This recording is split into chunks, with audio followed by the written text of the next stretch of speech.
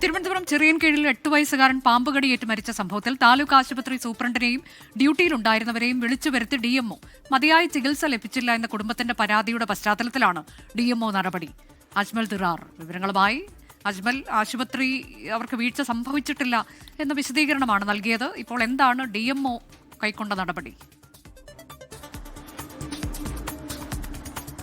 അനുജ, കഴിഞ്ഞ ദിവസമാണ് ചിറയൻകീഴ് 8 വയസ്സുകാരൻ ദീക്ഷിത് എന്ന കുട്ടി പാമ്പ് കടിയേറ്റ് മരിച്ചത്. പിന്നാലെ ഈ ചിറയൻകീഴ് താലൂക്ക് ആശുപത്രിയിൽ കുട്ടി എത്തിച്ചെങ്കിലും അവിടെ പ്രാഥമിക ശുശ്രൂഷ മാത്രമാണ് കുട്ടിക്ക് നൽകിയതെന്നും ശരിയായ ആന്റിവെനം ചികിത്സ അടക്കം നൽകിയില്ല എന്നും ആശുപത്രി അധികൃതർക്കെതിരെ കുടുംബം ആരോപിച്ചിരുന്നു. ഇതിന് പിന്നാലെയാണ് ആരോഗ്യവകുപ്പിന്റെ ഡയറക്ടർ ജില്ലാ മെഡിക്കൽ ഓഫീസറോട് വിശദീകരണം തേടിയതും വിഷയത്തിൽ ഒരു വിദഗ്ധ സമിതിയെ രൂപീകരിച്ച് ആശുപത്രിയുടെ ഭാഗത്ത് നിന്ന് വീഴ്ച സംഭവിച്ചിട്ടുണ്ടോ എന്നത് പരിശോധിച്ചറിയിക്കാനും പറഞ്ഞിട്ടുണ്ടായിരുന്നു. അതിന് പിന്നാലെയാണ് ഇന്നിപ്പോൾ ആശുപത്രിയിൽ ആ സമയത്ത് സന്നിഹിതരായിരുന്ന ജീവനക്കാരെയും ആശുപത്രി സൂപ്രണ്ടിനെയും ഡിഎംഒ ഓഫീസിലേക്ക് വിളിച്ചു വരുത്തി അതിൻ്റെ സംഭവത്തിലെ വിശദീകരണം തേടിയിരിക്കുന്നത്.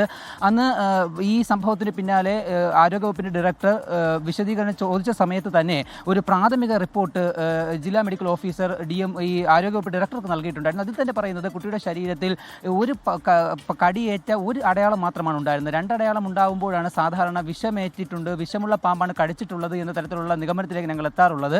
ഒരു കടി മാത്രം കണ്ട സമയത്താണ് ഞങ്ങൾ രക്തപരിശോധനയിലേക്ക് പോയതും ആന്റിവെനം ആദ്യഘട്ടത്തിൽ നൽകാതിരുന്നതുമെന്നാണ്. ഇത് തന്നെ ആകോ ഒരുപക്ഷെ ഡിഎംഒ മുമ്പിൽ ഇന്ന് ആശുപത്രി സൂപ്രണ്ടും ജീവനക്കാരും നൽകുന്ന വിശദീകരണം എന്നതും പുറത്തു വന്ന ശേഷം അവരുടെ പ്രതികരണങ്ങൾ നമുക്ക് മനസ്സിലാക്കാൻ സാധിക്കും. ഏതായാലും ഇപ്പോൾ വിഷയത്തിൽ ഡിഎംഒ അടക്കം തരത്തിലുള്ള ചർച്ചകൾ പുരോഗമിക്കുകയാണ്. അജ്മൽ ദിറാറാണ് വിവരങ്ങൾ നൽകിയത് തിരുവനന്തപുരത്ത് നിന്ന്.